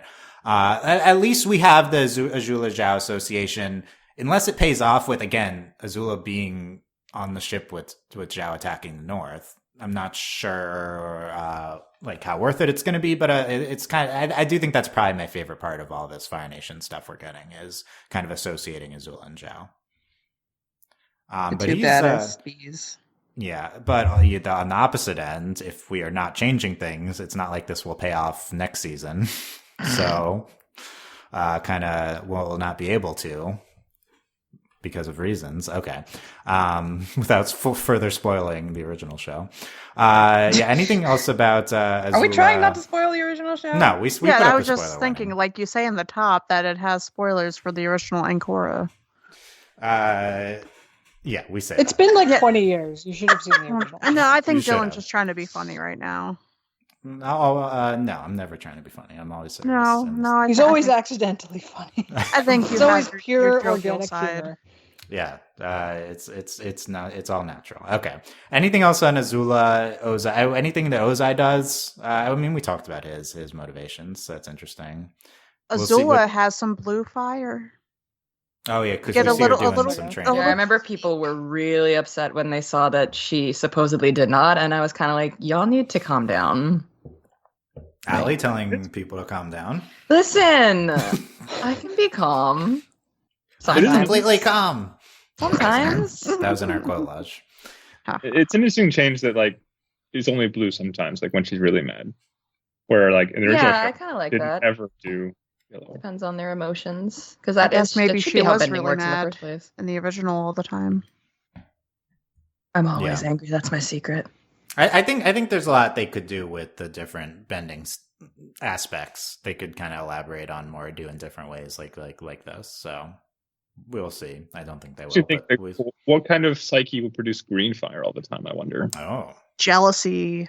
Ooh, I like that. I think this is interesting if they're going to get into it more. Okay, how about back to June with Iroh? We were speaking about how it seems kind of dated, the Iroh hitting on her in the original show, for lack of a better term, which I agree. That being said, like realistic and Mhm. Yeah, true. So and the type of flaw with Iroh, a very sympathetic character that this show would not do. Right, like they're gonna reverse it here because it's endearing that June thinks Iroh's cute, but Iroh hitting on the much younger woman would be too unsympathetic and would make people not like Iroh. So I assume we're not gonna do that. I guess Yeah. which is I don't think good. Like I think Iroh can be a creep and still be like. I mean, he's a war criminal already, so And even if he didn't like instigate, he could like reciprocate. I don't think that would be. Yeah, they could Yeah, flirt together. Right. He does not seem to have reciprocated yet. I will be interested to see if they go there. I suspect not because of the type of thing we're talking about. But we'll find out. Bringing June in here. I mean, it doesn't really matter, I guess, because we're kind of at the point in the story where she would come in anyway. It's just kind of in a different place. But I don't know. Any other comments about her? Was this where they had the reference to like? Did they do a reference to the pirates in this episode? Yes, Yeah. we'll get to that in a second. But Oh, they also did a reference to the canyon. Yes. June is played by Arden Cho from Teen Wolf, so we love her. I like Nala. Her Wait. shoe. Oh, never mind. Yes. I also like Nala from The Lion King. But I was like, does she do a voice? I'm so confused. I thought that the shoe's name was Nala as well. Something like I that. thought it was Your Nyla. shoe seems Nyla. Nyla, yeah. Tomato, Seems pretty cool so far. Yeah. So we'll see. We'll get some more June. Any other June comments? Gorgeous. Fun. Yeah. Cool. Okay. I think the main thing with the Zuko is they make the reference to the other episodes when they're in the bar. So let's pull up that part of the outline. Because there's Zuko once. Everyone knows about the Avatar. We saw them with those pirates. You saw them, that canyon guide fought the canyon crawlers. They stopped the volcano and they fought the Mad King at Omashu. So the last one we saw last episode, but the other three are references to apparently 3 episodes we're never going to see in this show, which is what I got from that. So the waterbending scroll, Great Divide, and then the fortune teller is the volcano. So I guess we're not getting the fortune teller is the answer to that question. Obviously, we're not, Dylan. Why would we? Well, not obviously, because we're not at that point in the story yet. We could have brought in stuff from the fortune teller. The waterbending scroll, like, we got the scroll a different way, so we knew that wasn't happening. Great Divide, it's the Great Divide. We're not going to do that. The Great Divide wasn't actually that bad. Okay, do we want to get into that? Was it good enough to keep in this though? Is the question. I mean, we need no, another it episode wasn't. If we're going to talk about this. It's not useful for this live action plot, but in and of itself, I thought it was actually okay. It wasn't that bad. That's good. I am more in the fortune teller. I will say, once you start not doing Katang, you kind of can't do the fortune teller. That's what I meant by obviously, Dylan. Well, that sucks. Like, I don't like it. Surprising no one. Amazing episode. We're not doing It's this? a really good episode. I'm pissed about it too, for obvious reasons. I do like that they mention the episodes they're not doing. I think that's a funny joke. That being said, there's 2 episodes. Why are you not doing it? Like, why are you not doing it? There's 2 episodes we have not mentioned and also not done yet in this. So we did not mention Imprisoned, Haru, etc. Oh yeah, he's not. So he's just not. He doesn't even get a mention in the joke here. We're just not doing that episode. And then the one I'm more interested in is The Deserter, which does not happen yet as of where we are, but we did not mention The Deserter. I don't believe we've done any elements from The Deserter, but they, in theory, could still do that. So that is that is kind of the last question left, is will we do anything from that episode? So we'll find out. But I think it was a good joke here. I like mentioning the other stuff that we're not doing, even if it annoys me about the fortune teller at least. Will we see another Great Divide reference? I was expecting more of like the one from the play. So this seems a little less tongue in cheek than we could have gotten. The show is less tongue in cheek. It is not a very tongue in cheek show. That is true. Yes. Anything else from Zuko and Iroh and June that anyone wants to talk about? Mm-hmm. I will say Lieutenant G keeps taking a beating from Zuko here. He does, yeah. This is where he goes, so someone saw ice. I don't remember. Oh yeah, he was like, someone saw ice where there wasn't supposed in to a be place ice. there. I think I want to know that. So yeah, will he defect? Will we pay this off? I guess we'll find out. That made me wonder, like, are there no waterbenders anywhere else except for the poles? Because like maybe there's not swamp benders, right? Yeah, but they may not exist if we're doing if this was the swamp. I think something to note, they keep referring to people as like, oh, they're a waterbender, oh, they're a firebender, as opposed to like their nationality. Mhm. Yeah. Or at least like that's something I noticed. So I don't know, maybe it seemed this way in the original animated series as well, where everybody's sort of more isolated in their country of origin and nobody really travels as much. Yeah, well, I think the waterbenders are isolated. That being said, it is kind of interesting that you bring this up because I believe in Korra we established that it's only like 10% of people are benders. Is that accurate? So it's something like that, right? Like it's so that I thought of that when it's like, oh, Qatar is the only one there. You know, it's we haven't we have that one reference to non-benders with Suki, so that was nice. But we could do that a little bit more. But yeah, I think there could be non-bending water tribe members in the Earth Nation, just as like merchants and stuff. Refugees. Oh, I'm sure, but yeah, I don't know. It just struck me like I kept noticing, especially like with the Zuko and Iroh portions, that they kept referring to people as like, oh, like, you know, did you see those two waterbenders? When they, obviously Sokka doesn't waterbend, or oh, these are earthbenders. Oh yeah, that's who true. It live did say here two waterbenders. Yeah. That is interesting. Yeah, like earthbenders who live here in this town, when like, you know, they don't know if everybody's an earthbender there. So Well, look, Sam, this is why we need the non-bending revolution. oh yeah. Justice for Oh God! Live action Amon? Korra. Gotta get Amon? Amon. Different. That was his different name. avatar. Justice for Amon, because really, truly, he calls Sokka a waterbender. He's not even a waterbender. We can't even accept that he's water tribe. He has to be a waterbender. This is why we need Amon. Yeah, exactly. Okay. Like benders need their own, like, you know, identity. Yeah. Is that not it? Or non-benders. I don't know. Whatever. Depending on how you look at it. It's an interesting topic that I do think the Avatar universe could get even more into. And this is, people dismiss Book 1 of Korra. Very interesting aspect of it that Book 1 of Korra got into. Yes, they should have continued with it. I think, I hope the Avatar Studios stuff does continue with this. Same.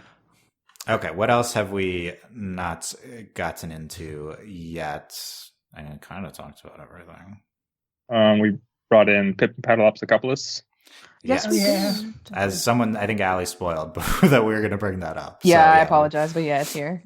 That's the nickname for Aang in 105. We bring that into as a joke here. That's the type of thing that I assume just makes no sense to people who haven't seen. Like literally, why? It's a nice little Easter egg for the people who watch the original. Is it though? I guess it depends on if you think it was nice or not. I did not laugh at it. I thought it was annoying because it was Aang's joke and Katara like committed to the bit. Sokka wasn't that funny. No offense. I thought it was okay.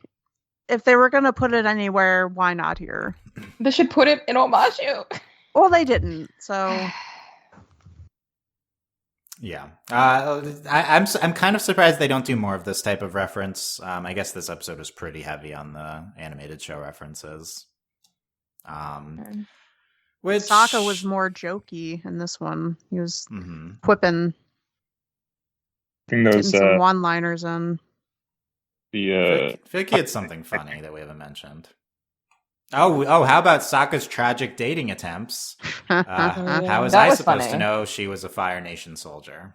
That was pretty funny, and that would have been more interesting than anything from this episode. Yeah, if I'm being honest, but I like that. I like that kind of adding that. That made me wonder: did he flirt with someone from the Deserter or something? But I don't think so, right? So that's a nice addition, I think. Sokka rhymes with Akka. Waka waka. Waka waka. But the Akka thing, doesn't Sokka say something like that? Yeah, he's got a little thing. In the Tales of Ba Sing Se. When he does his haiku. My name is Sokka, pronounced with an Akka. Young ladies, I rock ya. Okay, so maybe, bring in, I think that's probably a reference to that to some extent. That's nice. Oh yeah, I feel like they have an extreme reaction to the forest being burned down, which is nice, as I think most people in our world would not really care. But I don't know. Did people think this felt weird at all? It makes sense with Aang's character for sure. What is the question? They're just kind of like very upset that they see the forest is burned down, you know? Yeah. Would have made more sense just for Aang. Have but- Katara and Sokka like ever seen a tree before? So I would think what do by they now, care? by that point, they would have, since they've been like traveling for a At while. this But point, yeah. beforehand, maybe not. It's a good point. It's a good point. There's not like there's trees where they're from. Yeah, I like the guitars. Like I've always thought of myself as spiritually in tune, but I don't know what about him. What he's doing here. There's some good. There's some. They're good both there moments. because of the plot, Because but they don't of know the that plot. because they're in it. Oh wow! It's like the Getting Truman your- Show. We're getting deep here. Oh my god. It's Yeah. the Truman Show. Yeah, it's the Truman Show. They're stuck inside there. It's all orchestrated by Ozai and Aang's the Truman. Wow. Yeah. Not That's really what's Zuko? going on. Zuko would be. He would. Be. Yeah, he's messing with his own son. He's like that. That would be good. Looking to see what else we got. I will say there's a lot of stuff here. You know, you had Azula, you had Zhao briefly, June, all the stuff with the spirit world. So we had a lot going on. Got Zuko's crew drinking. Mhm. Partying. Yep, I mean, having is that us doing the storm? a good old time. Yeah, so looking forward, what I am interested to see is, are we getting this fabled Agni Kai flashback that I feel like we're strongly building towards in the show? Will that be next episode? Because I already feel like there's a lot going on with doing the Blue Spirit and Winter Solstice Part 2.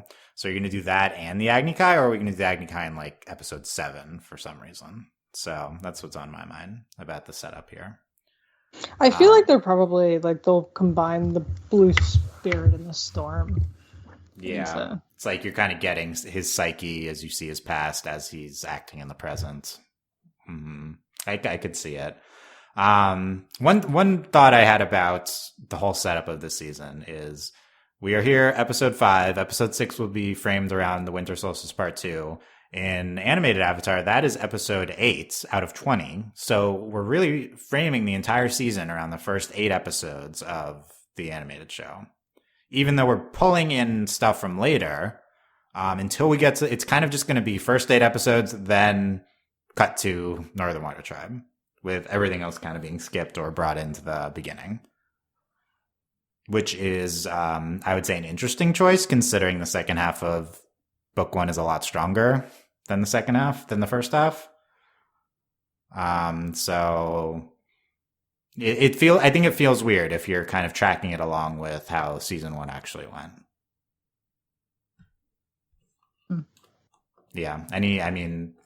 People who have seen how stuff plays out, I guess, will have more thoughts on that as we see more things. But yeah, any other thoughts on like the structure of how things have gone so far?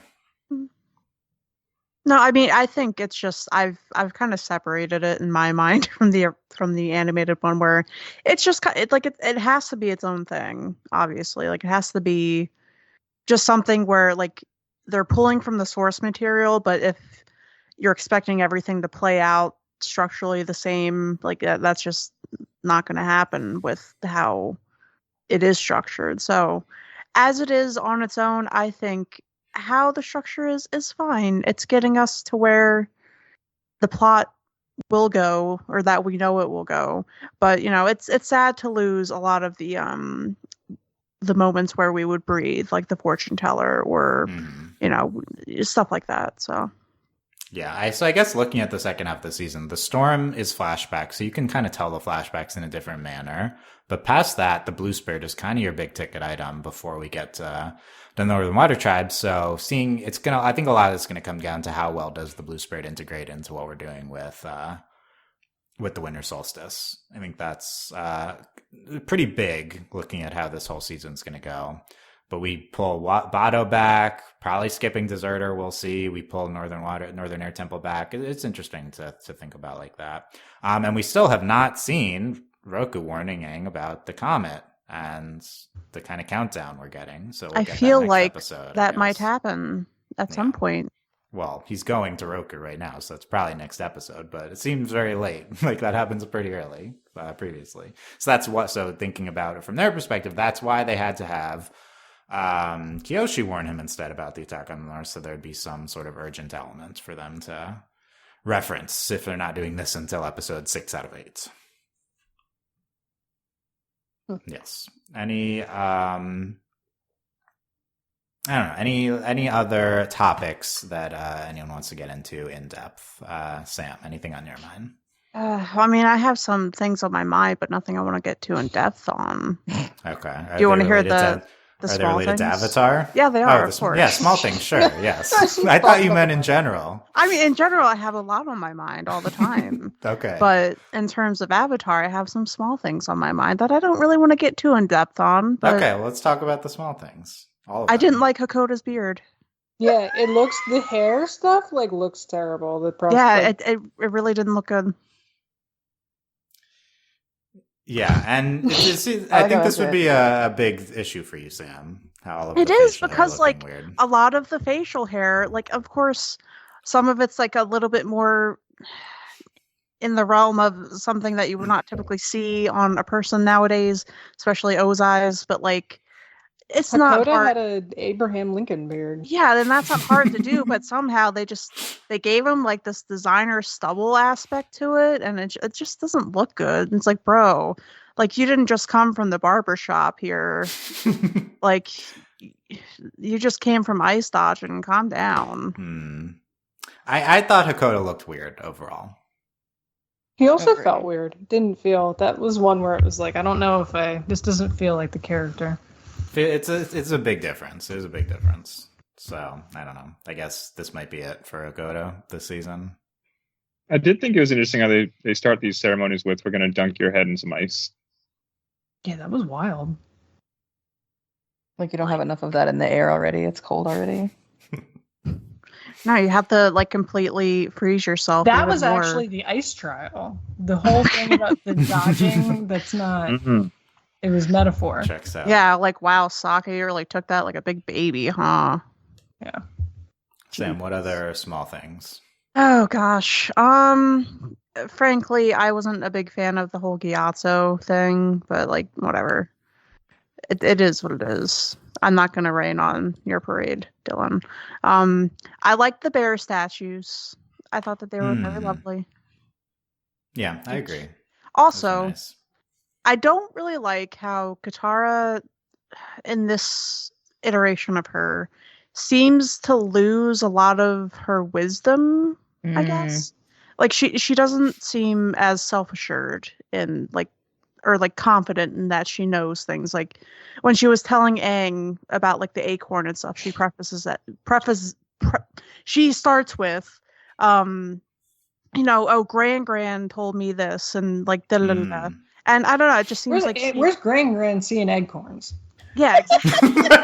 Exactly. I mean, and of course, like it's fine. Like it's. I would argue maybe a little bit more realistic for like somebody who's 14 to draw from the wisdom of the older people around them. But in terms of Katara in the original, and unfortunately, I'm going to do the comparison. Like I don't know, it just feels like she was a bit more, I don't know, wise in and of her own.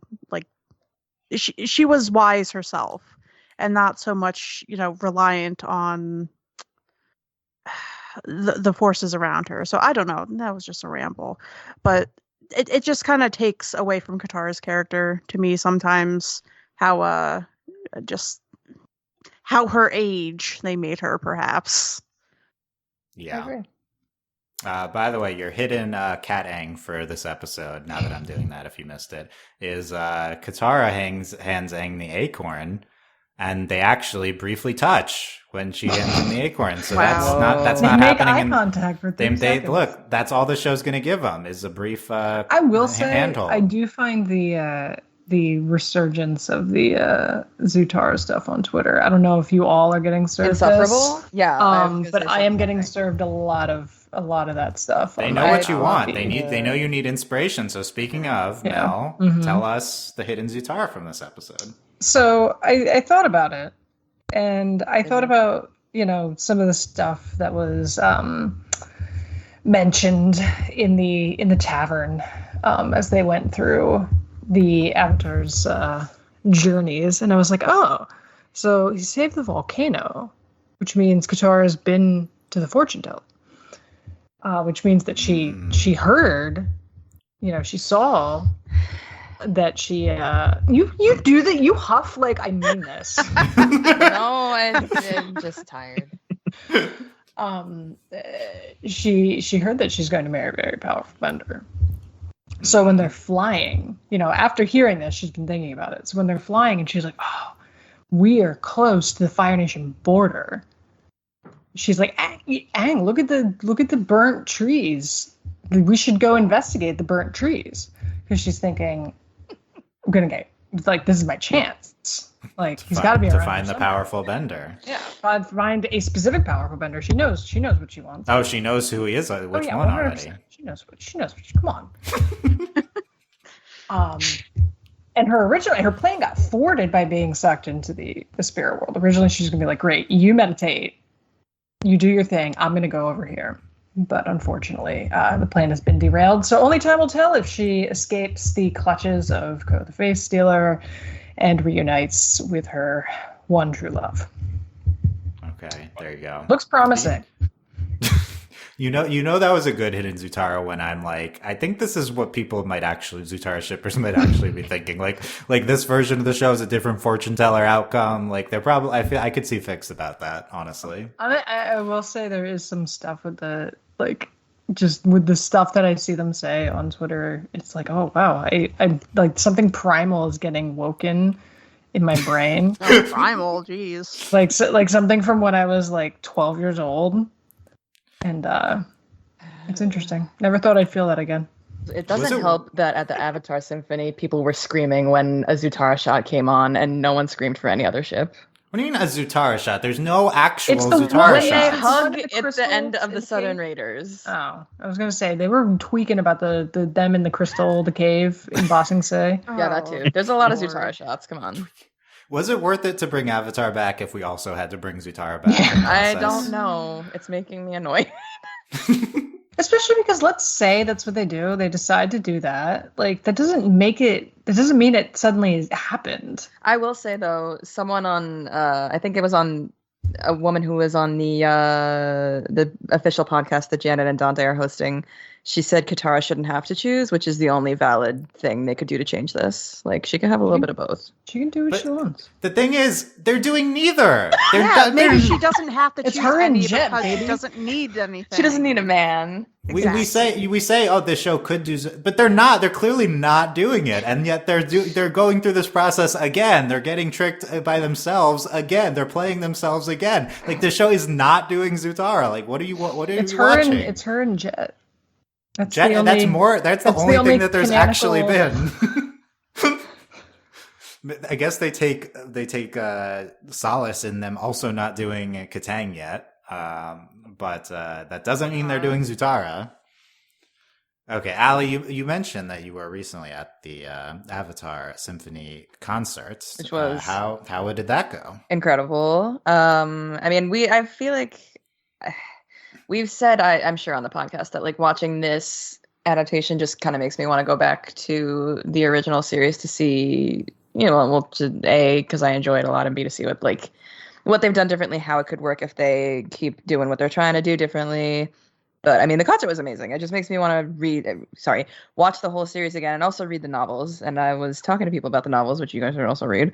Got people to say they were going to start it after this. And I heard even a lot of people, I think were also there because they hadn't seen the cartoon and they did see the live action. And I heard someone, I think she was talking to her boyfriend, like, that's wild. She said, she was like, if you didn't buy these tickets, I would never have known like about this music. And I think she was also referring to the live action series. Like maybe he sat her down and made her watch before the concert. Who knows? But it was great. Greg Baldwin was apparently there with his son. And I mean, this is not related to what we're talking about, but the orchestra was all female and predominantly women of color, which was sick. I did see that in your Instagram post. It was fantastic. Everyone slayed so hard. What was the highlight song? For me, it was the more quiet ones. I tried to illegally recording. I mean, everyone was recording. They had the Agni Kai. You say that like you didn't post it on Instagram. Listen, everyone. Well, I'm trying to keep the podcast brand clean. They did like Katara's theme, which I thought was beautiful. It's very somber. For me, it was like the stuff where you could really hear the Eastern Asian instruments, like the eru and the horns and the flutes, the shakuchi. It was all great, and there were two women who were doing the backing vocals who were incredible. They were feeling themselves. Everyone was great. Highlights were sad songs. Oh, also Leaves from the Vine and Secret Tunnel Extended was crazy. Oh, I love it. I think I saw that video. Yeah. How did they do the tsugi horn? It is a kind of horn. I just don't know what it is off the top of my head. I'm gonna have to look it up. That's like a made-up instrument, right? Yes. Yeah, it is. Let's see. I'll find it. While you're looking it up, if you have the chance to go to the concert, do it. Nice. I saw some announcement saying like it's been officially expanded into 100 cities, and go check out this website for more details. And I look at the website, and it is not in 100 cities. Let's see here. Sad. It says These are cities I can't get to. It's an Armenian duduk, which I can't pronounce. Perhaps. Oh, I've heard of this instrument. That sounds right. Yeah. If you can believe that. Wow, a lot of these are sold out. Yeah, I mean, I'm glad this is like, again, if anything, the live action series is like making everything else popular. Although I'm sure this was already sold out before the live action dropped on Netflix. It was great. I also heard a lot of mixed reviews in the crowd about the live action, and like with friends I was talking to about it as well. It like the like not borderline, like the ultimate takeaway from the live action, it seems, is that you should go back and watch the cartoon. We can only hope that will be people's takeaway. Yeah. That's wonderful. I guess speaking of the music, quickly, I feel my main takeaway from the music in this show so far, while it has been great, like I noticed during an Azula scene this episode, I was like vaguely heard her. I don't know if it's Azula's theme or what it's called, but I feel like I heard her music from. I think it's the Fire Nation theme. Yeah, it's like a weird version of the Fire Nation theme. Like the da da da. It's like a little bit more something like that. Something like that. Yeah. And I was like, oh, I hear it, but I feel like most of the time I don't hear it. Pretty so I guess my thought, maybe this is a normie music take, but I wish that they were less subtle, the music in the show. Like I wish it was more bombastic. I do too. It's a little too subtle. This is how I feel about like Breath of the Wild and stuff. Like I wish like it's a little bit more in your face. Like I get that this is probably purposeful and it's good or whatever for it to be subtle, but I want to hear the themes I'm familiar with. That's a very good take about Breath of the Wild. We should talk about that later. I mean, it's a pretty normal take about Breath of the Wild. I don't know. I don't see people talking about it. I see just nothing but praise for that game. And this, it's an amazing game. Just the music. That's kind of the main music. One of the main music takes is wish the themes were a little more prominent and stuff. And they didn't really go in a different direction in the sequel. I mean, it's like that's the fan service I would want to see is kind of more in your face music. You know? I thought they would like take a lot of stuff verbatim from the score. Did Jeremy Zuckerman work on this at all? He did, and then he dropped out. Yes, bro. He initially did, but it dropped when Mike and Brian dropped. Yeah. All right. I guess speaking of Mike and Brian, there I see that Brian is credited next episode, so we will. Yeah, they're credited. Just in the first episode, and I think this episode. I think in the last couple as well. Maybe I could be making that up. No, yeah, not in the end credits, but I don't think it really matters anyway. I think that they're just kind of ceremonial credits because they started from their script or something. Love up that IMDb page. That's true. Not like Mike and Brian did a ton since Korra anyway. I don't mean to take a shot. They did. No, but great things of their own. Right? They did things. Did Brian ever finish that crowd? Did Brian ever finish Thread Worlds or whatever? I don't think he did. I don't think he did. Oh my god. Mike at least wrote books and finished books. Like anyway, Brian made music. The creative process is different for everybody. And artists got to work at their own pace, Dylan. No matter what. And we're gonna the fans think. We'll be very reminded of that when the first Avatar Studios movie gets delayed. That'll be very clear to us when things won't come out for a long time. I wish they would talk about it already because the layoffs happened months ago. Like they need to. I mean, it would be nice for them to update the situation just so people don't get their hopes up too early. Last we heard officially about Avatar Studios was 2022, so it has been a little bit. Yeah, but the layoffs happened in October of last year. I don't know if we've heard official word on anything about this yet. Yeah, so I don't really know. They should really say something.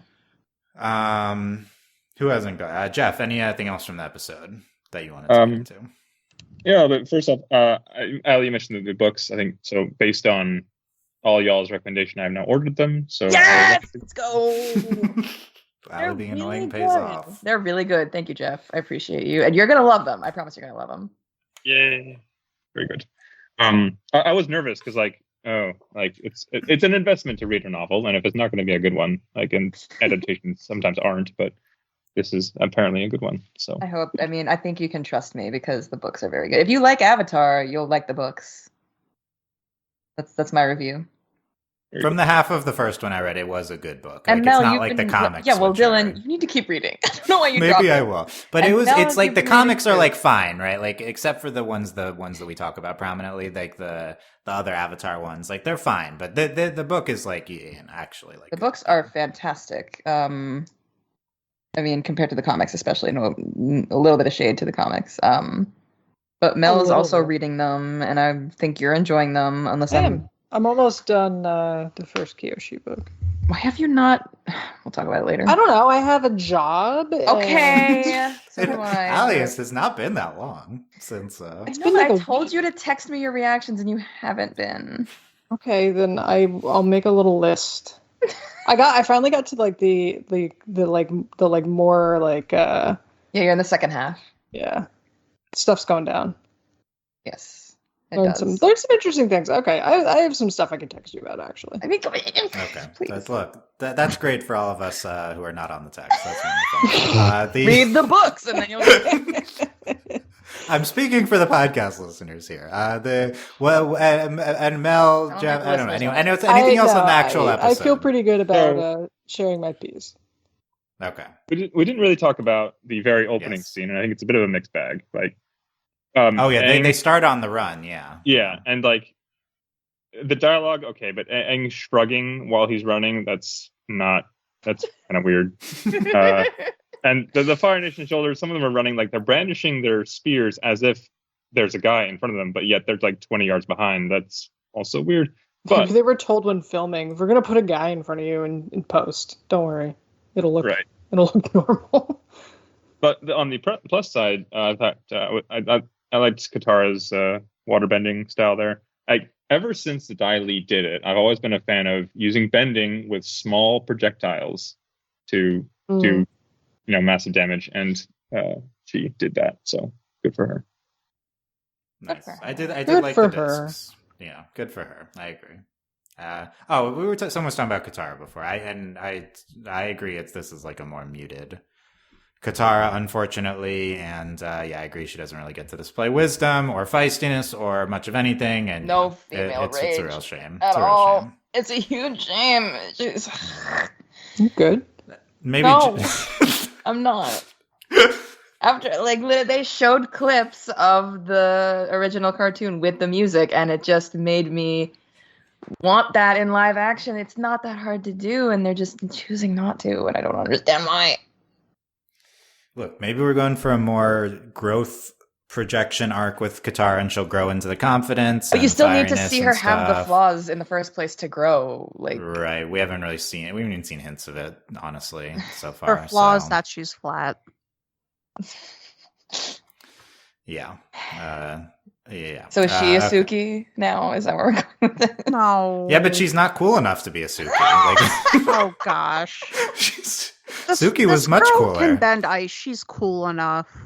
She did do the ice disc. I mean, okay, I will say the progression of her bending has been a little Suki-ish, for sure.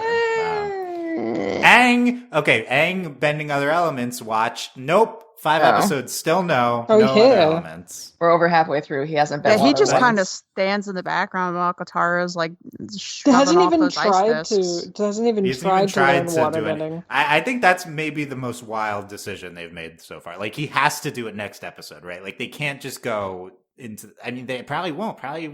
And then he just does waterbends for the first time in the Northern Water Tribe.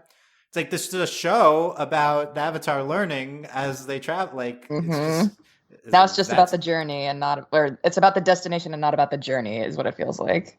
Oh man, you're so true, Chong. I listen, okay? It's how it feels. It's not. Yeah. I'm not coming on the podcast again. You're on like tomorrow. Well, You're on like all of them. That's great. Okay. maybe I'll disappear.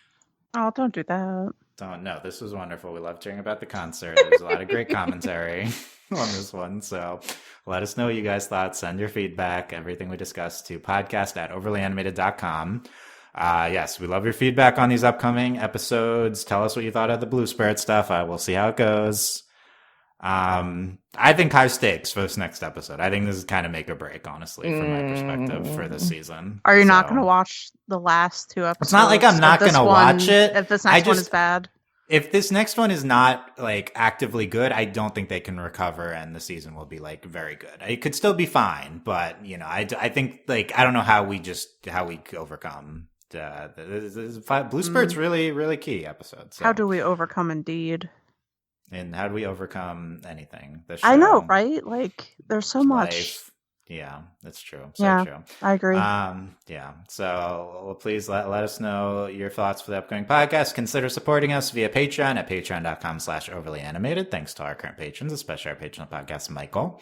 And thanks always to our patron executive producers, Steve, Michael, and Phoenician.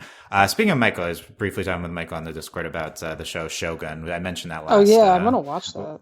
I just went from watching an episode of this show to watching Shogun, and it's like Shogun biggest, is just like creative whiplash. It was such a whiplash. Shogun is so amazing, and like we're trying to give the show this Avatar show its due and stuff, but it's just like when you watch an actually great show next to it, it's so apparent like that this is like not that much of anything. It's unfortunate. Man, we're just grasping at straws, huh?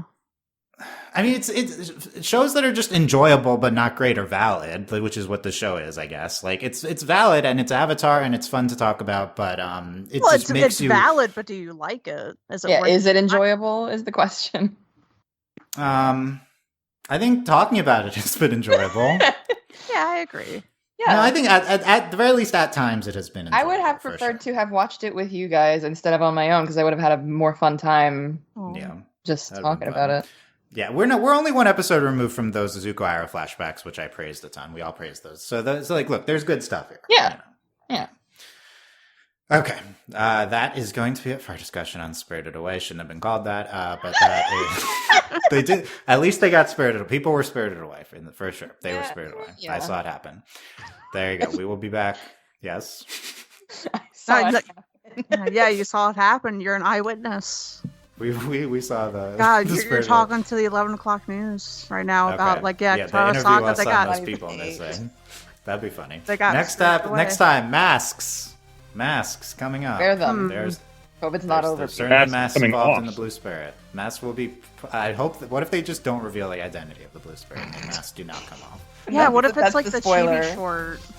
Where like Katara ends up with the Blue Spirit. You remember that one? Oh, I forgot about that. School time shipping.